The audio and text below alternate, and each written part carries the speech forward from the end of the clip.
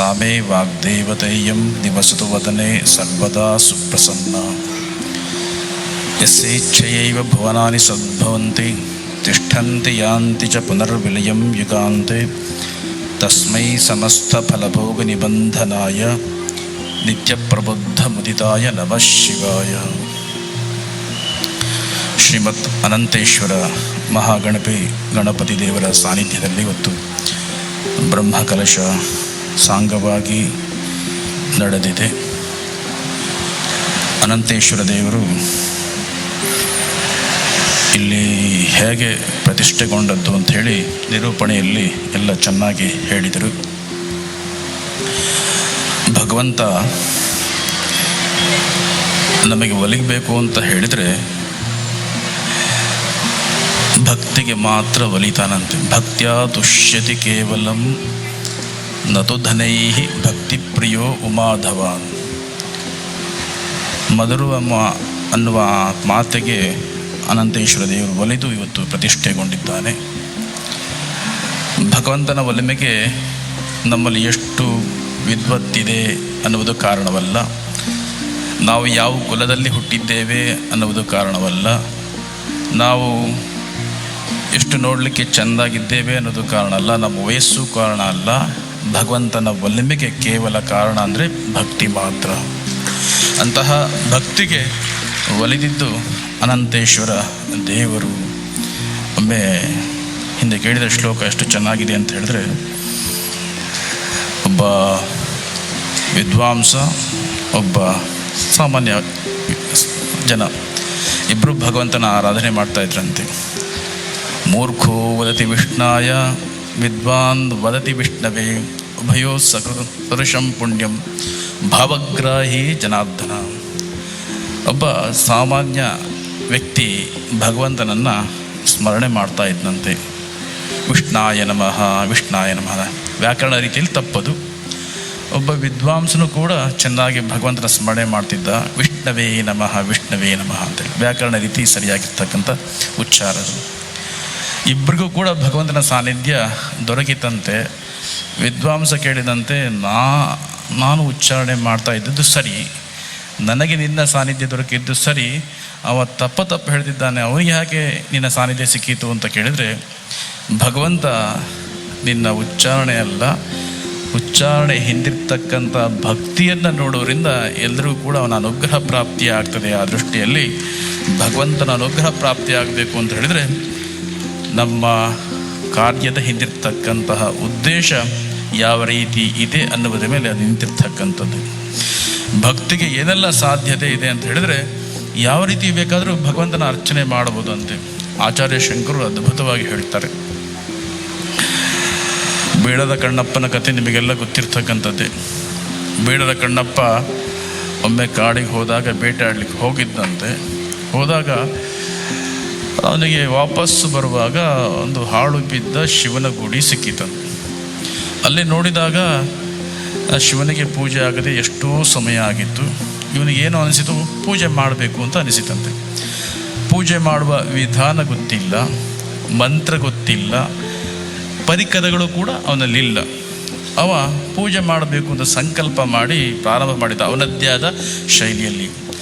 ಹೇಗೆ ಮಾರ್ಗವರ್ತಿತ ಪಾದಕ ಪಶುಪತೆ ರಂಗಸ್ಯ ಕೂರ್ಚಾಯತೆ ಕಂಡೂಷಾಂಬು ನಿಷೇಚನಂ ಪುರರಿಪೋ ದಿವ್ಯಾಭಿಷೇಕಾಯತೆ ಕಿಂಚಿತ್ ಭಕ್ಷಿತ ಮಾಂಸ ಶೇಷ ಕಬಲಂ ನವ್ಯೋಪಹಾರಾಯತೆ ಭಕ್ತಿ ಕಿಂ ನ ಕರೋತ್ಯಹೋ ವನಚರೋ ಭಕ್ತಾವತಂಸಾಯತೆ. ಶಿವಾನಂದ ಲಹರಿಯಲ್ಲಿ ಆಚಾರ್ಯ ಶಂಕರರು ಬೇಡವರ ಕಣ್ಣಪ್ಪನ ಭಕ್ತಿಯ ಬಗ್ಗೆ ಹೇಳ್ತಾ ಹೋಗ್ತಾರೆ. ಕಣ್ಣಪ್ಪನ ಪೂಜೆ ಹೇಗಿತ್ತು ಅಂದರೆ, ಮಾರ್ಗವರ್ತಿತ ಪಾದುಕ ಪಶುಪತೆ ರಂಗಸ್ಯ ಕೂರ್ಚಾಯತೆ. ಅವನು ಹಾಕ್ಕೊಂಡ ಚಪ್ಪಲಿಯಿಂದ ಲಿಂಗವನ್ನು ಸ್ವಚ್ಛ ಮಾಡಿದ. ಸ್ವಚ್ಛ ಮಾಡಿದಾಗ ಶಿವನಿಗೆ ಹೇಗೆ ಅನುಭವಕ್ಕೆ ಬಂತು ಅಂತ ಹೇಳಿದರೆ, ಅದು ದರ್ಭೆಯಿಂದ ಸ್ವಚ್ಛ ಮಾಡಿದ ಹಾಗೆ ಆಯ್ತಂತೆ. ಕಣ್ಣಪ್ಪನಿಗೆ ಅಭಿಷೇಕ ಮಾಡಬೇಕು ಅಂತ ಅನ್ನಿಸಿತು. ಹತ್ತಿರ ನದಿ ಹರಿತಾ ಇತ್ತಂತೆ, ಪಾತ್ರೆ ಇರಲಿಲ್ಲ.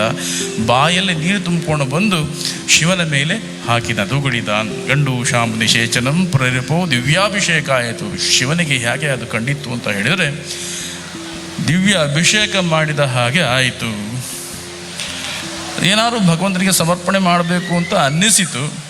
ಆಗ ಇವ ಬೇಟೆಗೆ ಹೋಗಿದ್ದ, ಬೇಟೆಯಾಡಿ ಒಂದು ಸ್ವಲ್ಪ ಮನೆಗೆ ತೆಕ್ಕೊಂಡು ಹೋಗ್ಲಿಕ್ಕೆ ಮಾಂಸವನ್ನು ಇಟ್ಕೊಂಡಿದ್ದಂತೆ. ಅದು ಅರ್ಧ ತಿಂದು ಇಟ್ಕೊಂಡಿದ್ದಂತೆ. ಕಿಂಚಿತ್ ಭಕ್ಷಿತ ಮಾಂಸ ಶೇಷ ಕಬಲಂ ನವ್ಯೋಪಹಾರ ಇದೆ. ಭಗವಂತನಿಗೆ ಸಮರ್ಪಣೆ ಮಾಡಿದ ಅವನಿಗೆ ಪಂಚಭಕ್ಷ್ಯ ಪರಮಾನ್ನವಾಗಿ ಭಗವಂತನಿಗೆ ಸ್ವೀಕಾರವಾಯಿತು ಅಂತ ಪರಿಸ್ಥಿತಿಯನ್ನು ಆಚಾರ್ಯ ಶಂಕರು ವಿವರಣೆ ಮಾಡ್ತಾ ಹೋಗ್ತಾರೆ. ಭಕ್ತಿ ಕಿಂ ನ ಕರೋತ್ಯಹೋ ವನಚರೋ ಭಕ್ತಾವತಂಸಾಯತಿ. ಭಕ್ತಿ ಏನೆಲ್ಲ ಮಾಡಲಿಕ್ಕೆ ಸಾಧ್ಯ? ಬೇಡರವನು ಕೂಡ ಭಗವಂತನ ಅನುಗ್ರಹಕ್ಕೆ ಕಾರಣ ಆಗಲಿಕ್ಕೆ ಸಾಧ್ಯತೆ ಇದೆ ಅಂತ ಅಲ್ಲಿ ಗೊತ್ತಾಗ್ತದೆ. ಇದನ್ನು ಕೇಳಿದರೆ ನಮಗೆಲ್ಲ ಅನಿಸುತ್ತೆ, ಮತ್ತು ಇಷ್ಟೆಲ್ಲ ಯಾಕೆ ಅದೇ ರೀತಿ ಪೂಜೆ ಮಾಡುವುದಲ್ಲ ಅಂತ. ಸುಲಭ, ಅದು ಏನಿಲ್ಲ, ಕಷ್ಟ ಇಲ್ಲ, ಏನಿಲ್ಲ ಅಂತ. ಆದರೆ ಇಷ್ಟಕ್ಕೆ ಆದರೆ ನೀವು ಅಂದ್ಕೊಂಡಿದ್ದು ಸರಿಯಾಗ್ತಿತ್ತು. ಅದು ಇಷ್ಟಕ್ಕೆ ನಿಲ್ಲಿಲ್ಲ. ಅವನ ಭಕ್ತಿಯ ಪರಾಕಾಷ್ಠತೆ ಎಷ್ಟು ಅಂತ ಹೇಳಿದರೆ, ಪೂಜೆ ಮಾಡುವಾಗ ಭಗವಂತನ ಕಣ್ಣಿಂದ ಕಣ್ಣೀರು ಬರಲಿಕ್ಕೆ ಶುರುವಾಯಿತು. ಇವನಿಗೆ ಗಾಬರಿ ಆಯಿತು, ಭಗವಂತನಿಗೆ ಏನೋ ತೊಂದರೆ ಆಯಿತು ಅಂತ ಕಣ್ಣಿಗೆ ಇವನ ಕಣ್ಣನ್ನು ತೆಗೆದು ಭಗವಂತನಿಗೆ ಸಮರ್ಪಣೆ ಮಾಡಿದ ಅಂತ. ಮತ್ತೊಂದು ಕಣ್ಣಲ್ಲಿ ನೀರು ಬರುವಾಗ ಇನ್ನೊಂದು ಕಣ್ಣನ್ನು ತೆಗೆದು ಭಗವಂತನಿಗೆ ಸಮರ್ಪಣೆ ಮಾಡಿದ. ಹಾಗೆ ಆ ರೀತಿಯಾಗಿರ್ತಕ್ಕಂಥ ಭಕ್ತಿ ನಮ್ಮಲ್ಲಿ ಇದ್ದದ್ದೇ ಆದರೆ ಮೊದಲು ಹೇಳಿದ ಪೂಜೆ ಭಗವಂತನಿಗೆ ಸ್ವೀಕಾರಾರ್ಹವಾಗಿರ್ತಕ್ಕಂಥದ್ದು. ಆ ದೃಷ್ಟಿಯಲ್ಲಿ ಭಗವಂತನಿಗೆ ಅತ್ಯಂತ ಪ್ರಿಯವಾಗಿರ್ತಕ್ಕಂಥದ್ದು ಭಕ್ತಿ. ಆ ಭಕ್ತಿಗೆ ಒಲಿದ ಶ್ರೀಮದ್ ಅನಂತೇಶ್ವರ ದೇವರು ಇಲ್ಲಿದ್ದಾನೆ.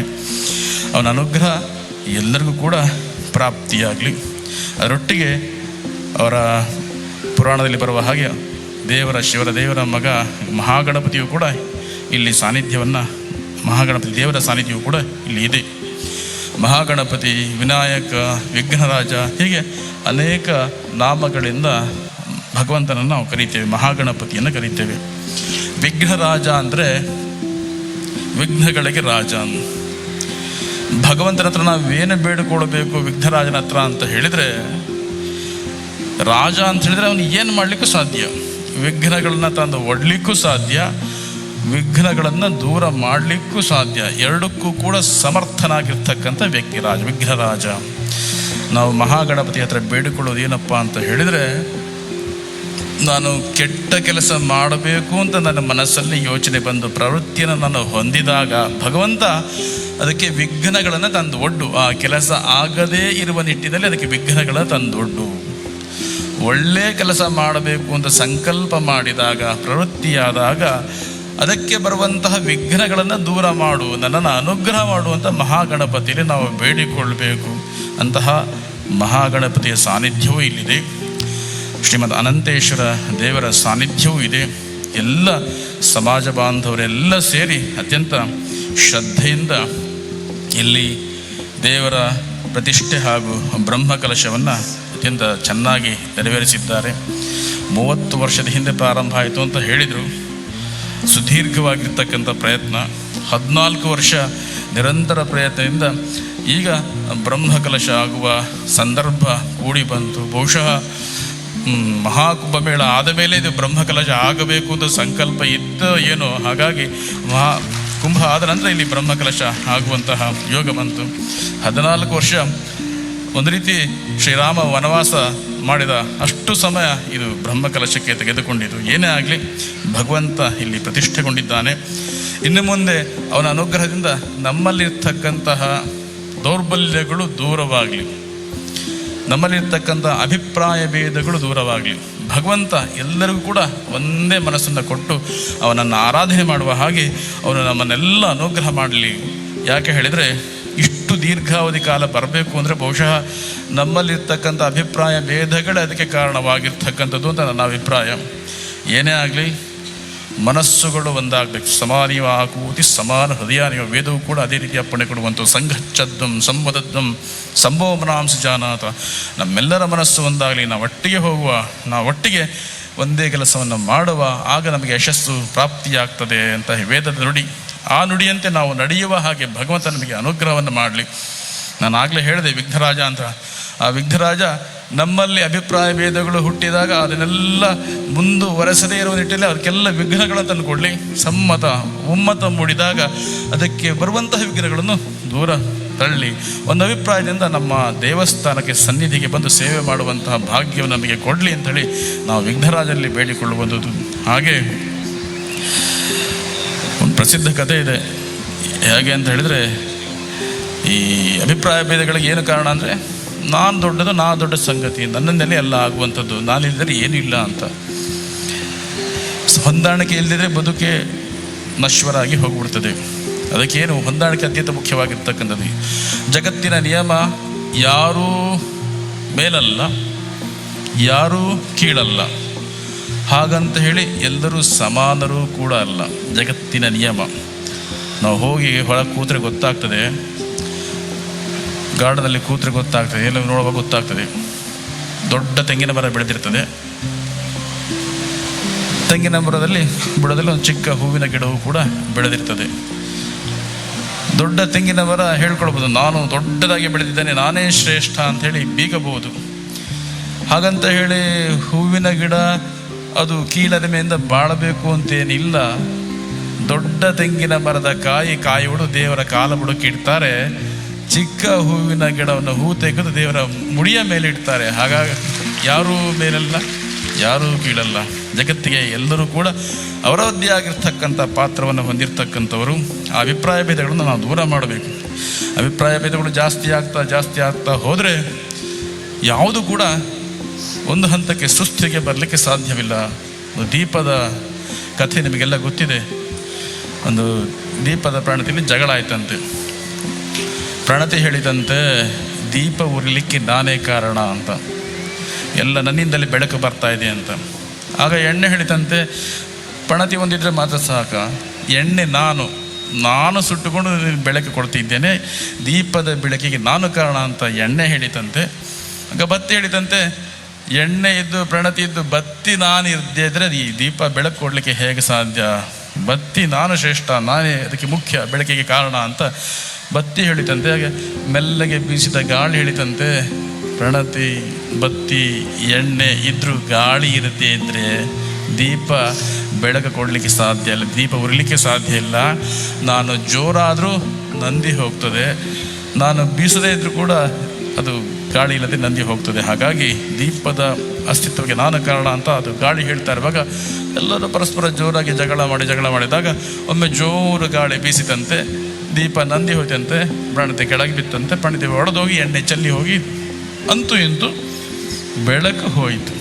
ಹಾಗೆ ನಾವು ಶ್ರೇಷ್ಠ, ನಾನು ಶ್ರೇಷ್ಠ, ನನ್ನಿಂದಲೇ ನಡಿಬೇಕು, ನಾನು ಹೇಳಿದ್ದೇ ಆಗಬೇಕು ಅಂತ ಹೇಳಿದರೆ ನಮ್ಮ ಬದುಕಲ್ಲಿ ಬೆಳಕು, ದೀಪದ ಬೆಳಕು ಸಿಗಲಿಕ್ಕೆ ಸಾಧ್ಯ ಇಲ್ಲ. ಬೆಳಕು ನಂದಿ ಹೋಗುವ ಸಂದರ್ಭವೇ ಜಾಸ್ತಿ. ಹಾಗಾಗಿ ಒಂದು ನೆನಪಿಟ್ಕೊಳ್ಬೇಕು, ಎಲ್ಲರೂ ಕೂಡ ಭಗವಂತನ ಅಣತಿಯಂತೆ ನಾವು ನಡೆದುಕೊಳ್ಳುವರು. ಹಾಗಾಗಿ ಎಲ್ಲರದ್ದು ಅವರದ್ದೇ ಆಗಿರ್ತಕ್ಕಂಥ ಕೊಡುಗೆ ಬೆಳಕಿಗೆ ಕಾರಣವಾಗಿರ್ತಕ್ಕಂಥದ್ದು. ಧಾರ್ಮಿಕ ಕೇಂದ್ರ ದೇವಸ್ಥಾನದ ಬೆಳಕು ನಮಗೆಲ್ಲ ಸಿಗಬೇಕು ಅಂತ ಹೇಳಿದರೆ ಎಲ್ಲರೂ ಕೂಡ ಅವರದ್ದೇ ಆಗಿರ್ತಕ್ಕಂಥ ಸೇವೆಯನ್ನು ಮಾಡಿದಾಗ ಮಾತ್ರ ಧಾರ್ಮಿಕ ಕೇಂದ್ರ ಬೆಳಕು ಕೊಡಲಿಕ್ಕೆ ಸಾಧ್ಯ. ಇದನ್ನು ನಾವು ಯಾವಾಗ ಮನವರಿಕೆ ಮಾಡಿಕೊಳ್ತೀವೋ ಆಗ ಸಮತ್ವ ಭಾವನೆ ನಮ್ಮಲ್ಲಿ ಸ್ಥಿರವಾಗಿ ಇರ್ತದೆ. ದೇವಸ್ಥಾನದಲ್ಲಿ ನಮ್ಮ ದೊಡ್ಡಸ್ತಿಗೆ ಏನು ಮಾಡಲಿಕ್ಕೆ ಹೋಗಬಾರ್ದು. ನಾವು ಎಷ್ಟು ದೊಡ್ಡ ಜನ ಅಂತ ಹೇಳಿಕೊಳ್ಳಿಕ್ಕೆ ಸಾಧ್ಯ? ನಾವು ಎಷ್ಟು ಮುಖ್ಯ ಅಂತ ಹೇಳಿದ್ರೆ, ನಾವು ಜಗತ್ತಿಗೆ ಮುಖ್ಯ ಅಲ್ಲವೇ ಅಲ್ಲ. ನಾವು ಬರೋ ಮುಂಚೆ ಜಗತ್ತಿತ್ತು, ನಾವು ಹೋದ ನಂತರವೂ ಜಗತ್ತಿರ್ತದೆ. ಬದುಕಿದ್ದಾಗ ನಾವು ಅಂದ್ಕೊಳ್ಬೇಕು, ನಾನು ಅಧ್ಯಕ್ಷ, ನಾನು ಇಲ್ಲದಿದ್ದರೆ ಹೇಗೆ ನಡೀತದೆ, ನಾನು ಅದು ಇದು ಸಂಗತಿ ಅಂತ ಹೇಳ್ತಾ ನಾವು ಅಂದ್ಕೊಂಡಿದ್ರೆ ಒಮ್ಮೆ ಯೋಚನೆ ಮಾಡಿ, ಹಾಗೆ ಹೇಳುವಂಥ ವ್ಯಕ್ತಿಗೆ ಪ್ಯಾರಲೈಸ್ ಆದರೆ, ಪಕ್ಷಪಾತ ಆದರೆ ಅವನನ್ನು ಮೂಲೆಗೆ ಕೂರಿಸ್ತಾರೆ ಹೊತ್ತು ಅವನನ್ನು ಯಾರೂ ಕೇಳಲಿಕ್ಕೆ ಹೋಗೋದಿಲ್ಲ. ಹಾಗಾಗಿ ಇರುವಷ್ಟು ದಿವಸ ನಾನು ಭಗವಂತನ ಸೇವೆ ಮಾಡ್ತೇನೆ ಅನ್ನುವ ಭಾವನೆ ನಮಗೆ ದೃಢವಾಗಿ ಇದ್ದರೆ ಯಾವ ಸಮಸ್ಯೆಯೂ ಕೂಡ ಇರೋದಿಲ್ಲ. ಹಾಗಾಗಿ ಭಗವಂತನ ಸೇವೆ ಮಾಡಲಿಕ್ಕೆ ನಮ್ಮದು ಒಳ್ಳೆಯ ಅವಕಾಶ ಸಿಕ್ಕಿದೆ ಅಂಥೇಳಿ ನಾವು ಅದನ್ನು ತೊಡಗಿಸಿಕೊಳ್ಬೇಕು. ಜಗತ್ತು, ನಾವು ಸಂಬಂಧಗಳು ಬೆಳಿಬೇಕು ಅಂತ ಹೇಳಿದರೆ ನಮ್ಮದೇ ಅಂತ ಹಠ ಸಾಧಿಸಲಿಕ್ಕೆ ಹೋಗಬಾರ್ದು. ನೇರ ನಿಂತ ಕೋಲು ಮುರಿಯುವ ಸಂಭವವೇ ಹೆಚ್ಚು. ನೇರ ನಿಂತ ಕೋಲು ಮುರಿಯುವ ಸಂಭವವೇ ಹೆಚ್ಚು. ನೇರ ನಿಂತು ಮುರಿಯುವುದಕ್ಕಿಂತ ಕೊಂಚ ಬಾಗಿ ಮುರಿಯದಿರುವುದು ಲೇಸು. ಬಾಳುವಿಕೆಯ ಸೂತ್ರ ನಾವು ಹೊಂದಾಣಿಕೆ ಮಾಡಿಕೊಂಡು ಬದುಕಿದಾಗ ನಾವು ಉಳಿತೇವೆ, ಹಿಂದೂ ಸಮಾಜವೂ ಕೂಡ ಉಳಿತದೆ. ತುಂಬ ಬೇಸರ ಸಂಗತಿ ಅಂತ ಹೇಳಿದ್ರೆ, ನಮ್ಮ ಸಮಸ್ಯೆಗಳನ್ನು ನ್ಯಾಯಾಲಯದ ಮಟ್ಟಕ್ಕೆ ತೆಗೆದುಕೊಂಡು ಹೋಗಿ ನಮ್ಮ ದೇವಸ್ಥಾನದ ಬ್ರಹ್ಮಕಲಶ ಇಷ್ಟು ಉದ್ದ ಹೋಗ್ತದೆ ಅಂತ ಹೇಳಿದ್ರೆ ನಮ್ಮ ದೌರ್ಬಲ್ಯ ಎಷ್ಟಿದೆ ಅಂತ ಹೇಳಿದ್ರೆ ಗೊತ್ತಾಗ್ತದೆ. ಯಾರಿಗೆ ಬೇಸರ ಆದರೂ ಚಿಂತೆ ಇಲ್ಲ, ವಾಸ್ತವನ ನಾನು ಹೇಳ್ತಾ ಇದ್ದೇನೆ. ಹಾಗಾಗಿ ಒಂದು ನೆನಪಿಟ್ಕೊಳ್ಬೇಕು, ದೇವಸ್ಥಾನ ಶ್ರದ್ಧೆಯ ಕೇಂದ್ರ ಆಗಬೇಕೇ ಹೊರತು ವಿವಾದದ ಕೇಂದ್ರವಾಗಬಾರ್ದು. ದೇವಸ್ಥಾನ ಪೂಜಾ ಕೇಂದ್ರವಾಗಬೇಕೇ ಹೊರತು ಅಹಂಕಾರ ಪ್ರದರ್ಶನದ ಕೇಂದ್ರವಾಗಬಾರ್ದು. ಹಾಗಿದ್ದಾಗ ಮಾತ್ರ ಭಕ್ತರಿಗೆ ಅಲ್ಲಿ ಅನುಗ್ರಹ ಪ್ರಾಪ್ತಿಯಾಗ್ತದೆ. ನಾವು ನಮ್ಮ ತನವನ್ನು ಒಂದಿಷ್ಟು ಬದಿಗಿಟ್ಟು ದೇವರ ಸೇವೆಗೆ ಶುದ್ಧ ಮನಸ್ಸಿಂದ ತೊಡಗಿಕೊಂಡಂತೆ ಆದರೆ ಖಂಡಿತ ನಮಗೆಲ್ಲರಿಗೂ ಕೂಡ ಭಗವಂತನ ಅನುಗ್ರಹ ಪ್ರಾಪ್ತಿಯಾಗ್ತದೆ. ಆ ನಿಟ್ಟಿನಲ್ಲಿ ನಮ್ಮನ್ನು ನಾವು ತೊಡಗಿಸಿಕೊಳ್ಳುವ, ದೇವರ ಅನುಗ್ರಹಕ್ಕೆ ಪಾತ್ರರಾಗುವ, ಶಿವನ ಅನುಗ್ರಹ ನಮಗೆಲ್ಲ ಇರಲಿ. ಅತ್ಯಂತ ಶ್ರದ್ಧೆಯಿಂದ ನಾವೆಲ್ಲ ಸೇರಿ ಅವನು ಬೇರೆ ಇವನ ಬೇರೆ ಏನೂ ಯೋಚನೆ ಮಾಡಿದೆ ನಾವೆಲ್ಲ ಒಂದಾಗಿ ಇಷ್ಟು ದೊಡ್ಡ ಕಾರ್ಯವನ್ನು ಮಾಡಿದ್ದೇವೆ. ಬಹುಶಃ ಈ ಭಾಗದಲ್ಲಿ ಬ್ರಹ್ಮಕಲಶದಲ್ಲಿ ನಾಲ್ಕು ವೇದಿಕೆಯಲ್ಲಿ ಕಾರ್ಯಕ್ರಮ ಆಗ್ತಾ ಇರ್ತಕ್ಕಂಥ ದೇವಸ್ಥಾನ ಅಂತ ಹೇಳಿದ್ರೆ ನಮ್ಮ ಮಧೂರು ಬ್ರಹ್ಮಕಲಶ ಮಾತ್ರ, ಬೇರೆ ಎಲ್ಲೂ ನಾವು ಕಾಣಲಿಕ್ಕೆ ಸಾಧ್ಯವಿಲ್ಲ. ಅಷ್ಟು ವ್ಯವಸ್ಥಿತವಾಗಿ ಇಲ್ಲಿ ಕಾರ್ಯಕ್ರಮ ಆಗ್ತದೆ ಭಗವಂತನ ಅನುಗ್ರಹದಿಂದ. ಹಾಗೆ ಈ ಅನುಗ್ರಹದಿಂದ ನಾವು ಇನ್ನಷ್ಟು ಭಗವಂತನ ಸೇವೆ ಮಾಡುವ ಹಾಗೆ ಭಗವಂತ ನಮಗೆ ಪ್ರೇರಣೆಯನ್ನು ಕೊಡಬೇಕು. ಇಷ್ಟು ದೊಡ್ಡ ವ್ಯವಸ್ಥೆ ಸುಗಮವಾಗಿ ನಡಿಬೇಕು ಅಂತ ಹೇಳಿದರೆ ಮುಖ್ಯ ಕಾರಣ ಇಲ್ಲಿರ್ತಕ್ಕಂತಹ ಸ್ವಯಂ ಸೇವಕರ ಕೊಡುಗೆ ಅತ್ಯಂತ ಮಹತ್ವಪೂರ್ಣವಾಗಿರ್ತಕ್ಕಂಥದ್ದು. ಸ್ವಯಂ ಸೇವಕರು ಹಗಲು ರಾತ್ರಿ ಅನ್ನದೇ ಹೆಸರಿಗಾಗಿ ಮಾಡದೆ ದೇವರ ಸೇವೆ ಅನ್ನುವ ಒಂದೇ ಒಂದು ಉದ್ದೇಶದಿಂದ ಸೇವೆ ಮಾಡಿದ್ದಕ್ಕಾಗಿ ಅವರು ಕೋರ್ಟಿಗೂ ಹೋಗಲಿಲ್ಲ, ಎಲ್ಲೂ ಹೋಗಲಿಲ್ಲ. ದೇವರ ಸೇವೆ ಅನ್ನೋದು ಮಾತ್ರ ಅವರ ಉದ್ದೇಶ ಆಗಿತ್ತು. ಹಾಗಾಗಿ ಅವ್ರಿಗೆ ಯಾವ ಕೂಡ ಅಡೆತಡೆ ಅಂತರವನ್ನು ಕಾಣಲಿಲ್ಲ. ದೇವರ ಸೇವೆಯನ್ನು ಅತ್ಯಂತ ಅವ್ಯಾಹತವಾಗಿ ನಡೆಸಿಕೊಂಡು ಬಂದಿದ್ದಾರೆ. ಭಗವಂತನ ಸೇವೆ ಅಂತ ಅವರು ಮಾಡಿದ್ದಾರೆ.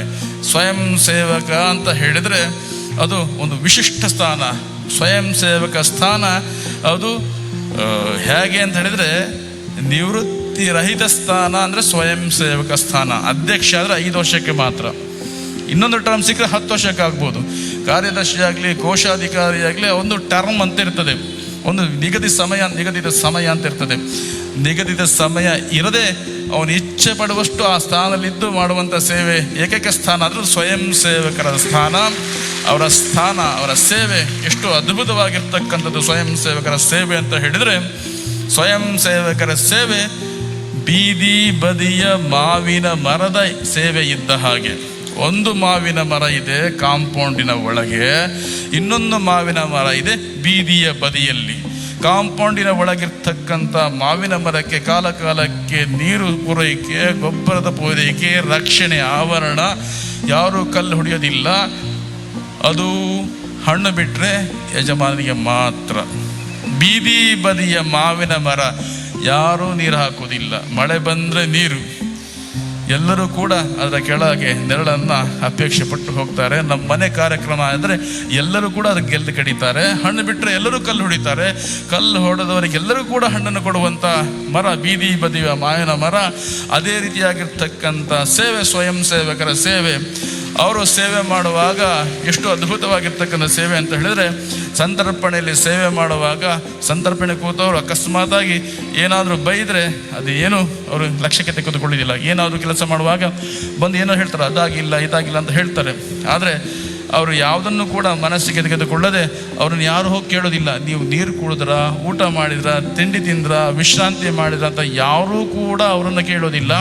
ಅದು ಯಾವುದನ್ನೂ ಅಪೇಕ್ಷೆ ಪಡದೆ ದೇವರ ಸೇವೆ ಅನ್ನುವ ಒಂದೇ ದೃಷ್ಟಿಯಿಂದ ಅವರು ಮಾಡುವಂಥ ಸೇವೆ ಅದು ಭಗವಂತ ಮೆಚ್ಚುವಂಥ ಸೇವೆ. ಅಂತಹ ಸ್ವಯಂ ಸೇವಕರ ಸೇವೆಯಿಂದ ಇಷ್ಟು ದೊಡ್ಡ ಕಾರ್ಯಕ್ರಮ ಅತ್ಯಂತ ವ್ಯವಸ್ಥಿತವಾಗಿ ಅದು ನಡೆದು ಮೂಡಿ ಬರ್ತಾ ಇದೆ. ಜೊತೆಗೆ ಇಷ್ಟು ದೊಡ್ಡ ಕಾರ್ಯಕ್ರಮ ಸ್ವಯಂ ಸೇವಕರು ಅದರೊಟ್ಟಿಗೆ ಕೊಡುಗೈ ದಾನಿಗಳ ಕೊಡುಗೆಯೂ ಕೂಡ ಅದಕ್ಕೆ ಮೂಲ ಕಾರಣವಾಗಿರ್ತಕ್ಕಂಥದ್ದು. ದೊಡ್ಡ ಮೊತ್ತದ ದಾನ ಕೊಟ್ಟಾಗ ಮಾತ್ರ ಇಷ್ಟು ವ್ಯವಸ್ಥಿತವಾಗಿ ಕಾರ್ಯಕ್ರಮವನ್ನು ಹಮ್ಮಿಕೊಳ್ಳಲಿಕ್ಕೆ ಸಾಧ್ಯತೆ ಇದೆ. ದಾನಿಗಳ ಕೊಡುಗೆ ಅತ್ಯಂತ ಮಹತ್ವಪೂರ್ಣ. ಹೇಗೆ ದಾನಿಗಳ ಕೊಡುಗೆ ಅಂತ ಸುಭಾಷಿತಕಾರರು ಹೇಳ್ತಾರೆ, ಕಮಲ ಅರಳಬೇಕಿದ್ರೆ ಸೂರ್ಯನ ಕಿರಣ ಬೀಳಬೇಕಂತೆ. ಸೂರ್ಯನ ಕಿರಣ ಬಿದ್ದಾಗ ಕಮಲ ಅರಳುತ್ತದೆ.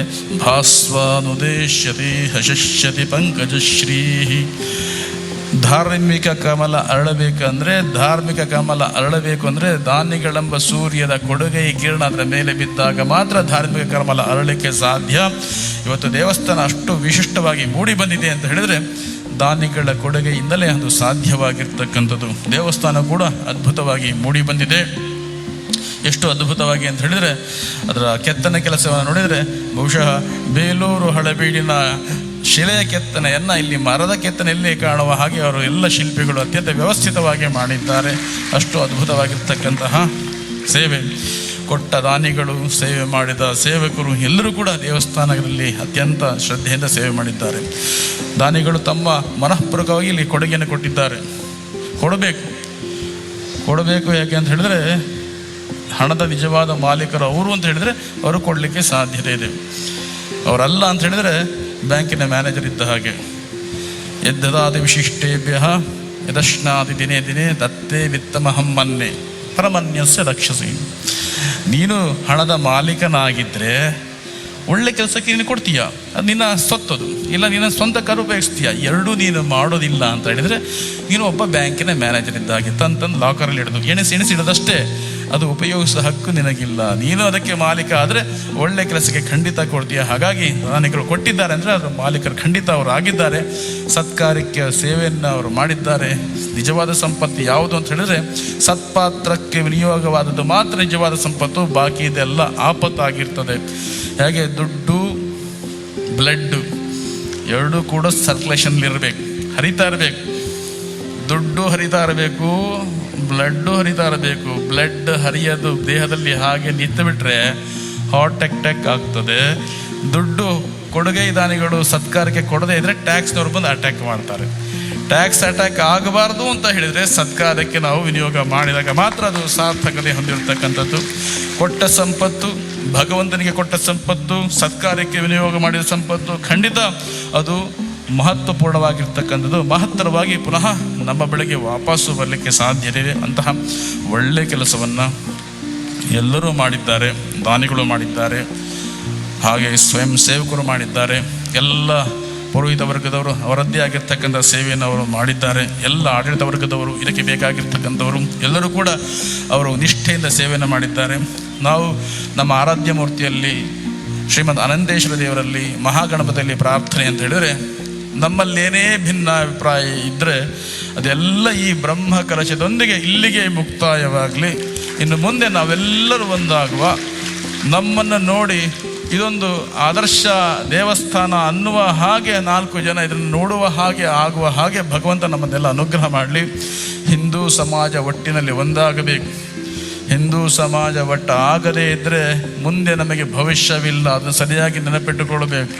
ನಾವೆಲ್ಲ ಒಂದಾಗಬೇಕು.